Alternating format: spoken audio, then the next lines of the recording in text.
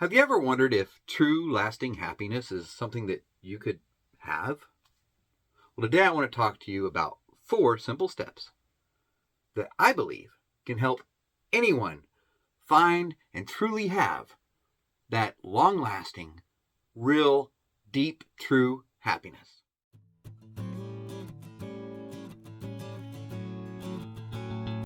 Hi, if we've never met, let me introduce myself real quick. My name is Alan Crow. And my mission in life is to help people find lasting happiness and success. If you've always thought that being happy and successful was just for those who are, rich and those who have had perfect lives, let me assure you that is not the case. In fact, most of the world's successful people weren't born happy or successful. Most of them came from rather poor backgrounds. Lasting happiness seems to be elusive for most of the world. A poll done by PBS in 2020 found that only 14%, only 14%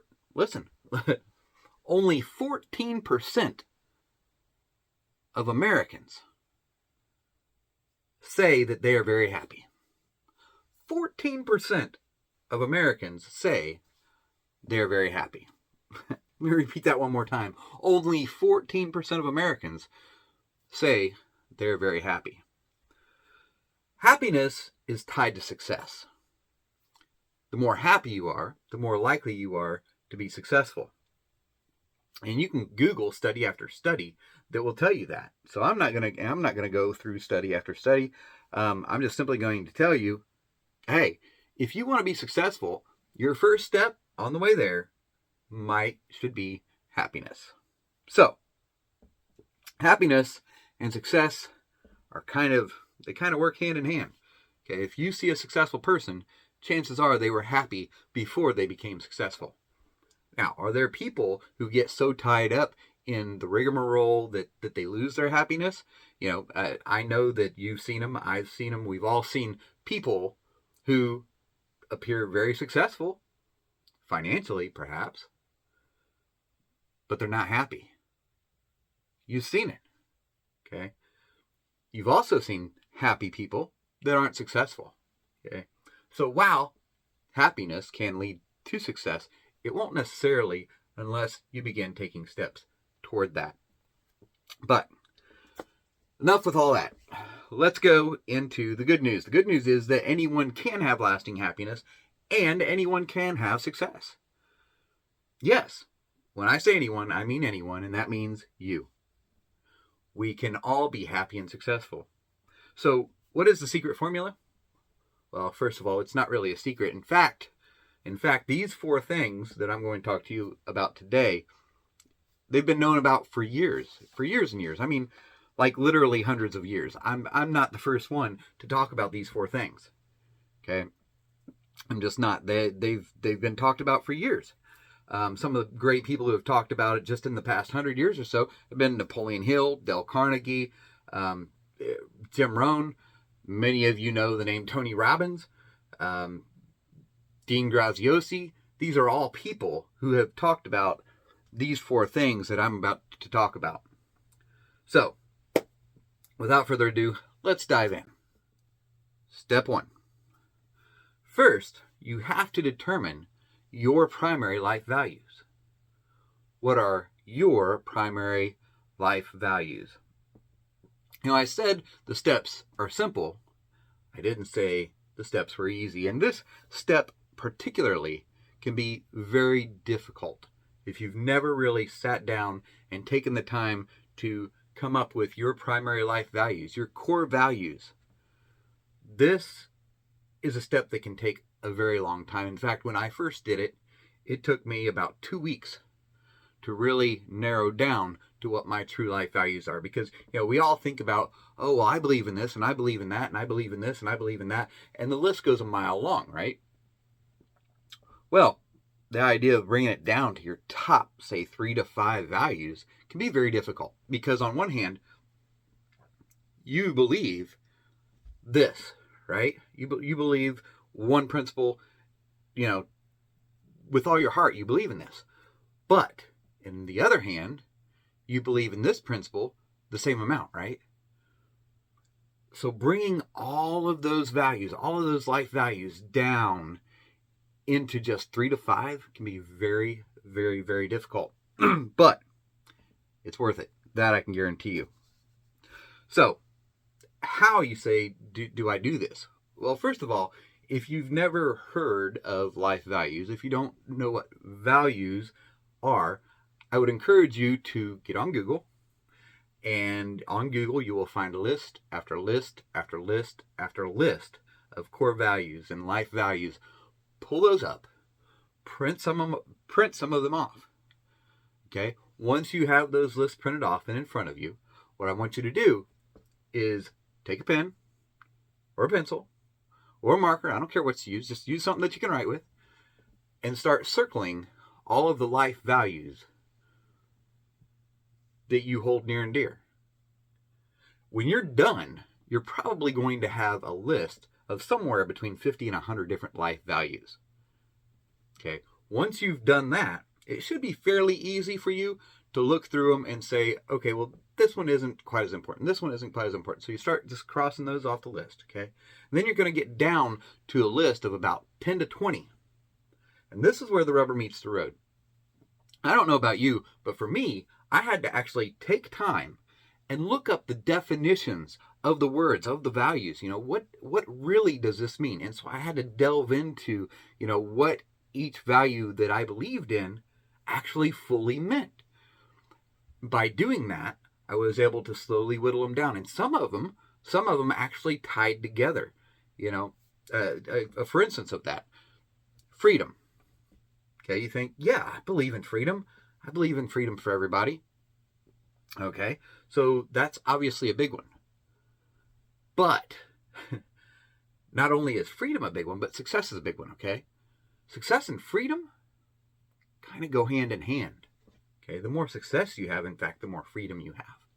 Okay, but anyway, so my personal top 3 values are happiness, freedom, and education.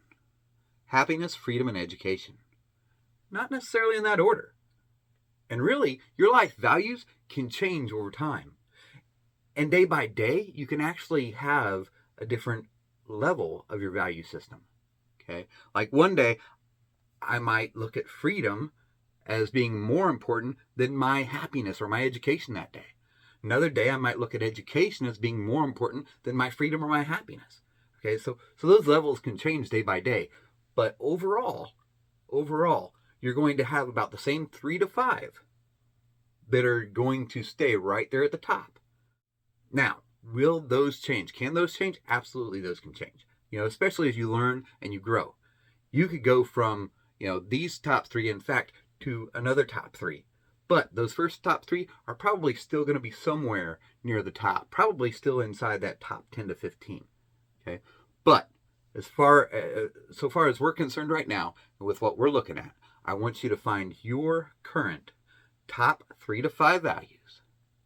Okay, once you have those written down, once you have those figured out, then we can move in to the next side, because this step's going to give you a lot of personal insight and self-awareness that will really help you in the following steps. So that's just step 1. Okay, figure out your life values, write them down, keep them in front of you, know what they are. Top 3 to 5 life values. Step number 2, determine your personal deepest desires. Your personal deepest desires. Now, I emphasize your because we have a tendency to adopt other people's desires into our lives. Many people go into adulthood actually living the lives that their parents desired for them, or that their significant other desired for them. It's important, if you're going to be happy, you've really got to delve in and find out what your desires are.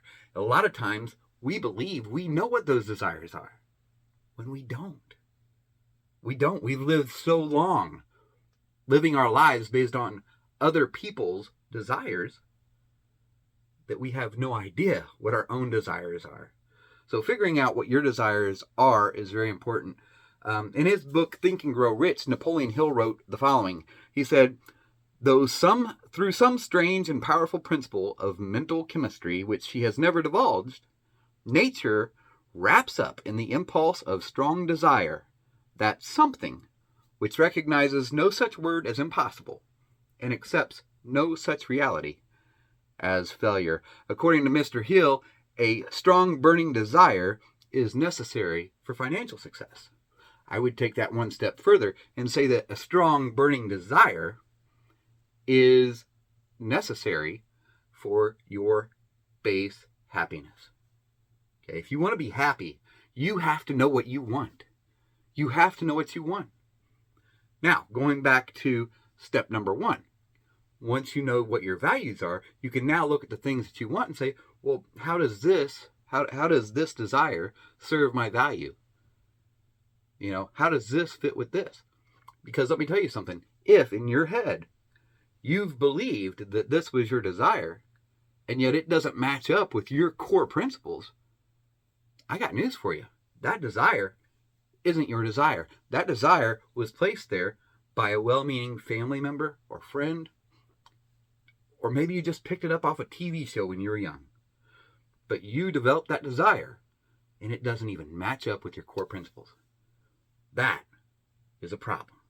If you want happiness, your desires have to match up with your core principles and your core ideologies. So, I don't care what the desires are. I just want you to start writing down. Start writing. Desire after desire after desire after desire after things that you want. Places that you want to go. Things you want to do that you've never done. Maybe you want to start a charity. Maybe you want to start a business. Maybe you want, I don't care what the desire is. You write it down. You just start writing. And you're going to come up with a list of about 100 different things that you desire, things that you want to do, things that you want to achieve in life. Okay? And be honest with yourself. Again, a lot of our desires are implanted by other people. They're not really our desires. They're desires of others for us. Okay? Find your desires. Pick out your desires, because those are the ones that are going to make you happy. Those are the ones that are going to lead to long-term happiness. And, a lot of times we have a tendency to prejudge. So, I don't know that I should want that. I don't know that I should really desire that. Don't prejudge yourself, okay? Because a lot of times we take other people's moralities on, right? We take other people's thoughts on, and we start judging ourselves by what other people think. The only question that you have to wonder about is, does it match up with my values? Does it match up with what I believe about the world? Okay? So long as your desires are legal, okay, and they're not going to hurt anybody, write them down, okay? Too often we allow the morals of others to really determine how far we can go in life. It's time to stop that if you want true happiness. Now, once you've made your list, again, determine your top three, again, which should align with your values. Friends, if you've gained any value from this presentation, click on subscribe, click on like, make sure you ring that bell so you get all notifications when I drop new content. So that's step number 2. Step number 3, determine your primary purpose. Determine your primary purpose. Now, we've went from values to desires to purpose, okay? I went specifically in this order because these 3 are all going to lead up to one big thing, and that's step number 4. So, determine your primary purpose. Albert Einstein is said to have communicated that the purpose of mankind is to serve others. I don't know what your religious or non-religious beliefs are, but I can tell you that most philosophies, most religions throughout history have all talked about humankind being here to serve one another. Okay? we are here to serve each other. So part of your purpose is going to be to serve. But how you serve people is determined based on who you are, right?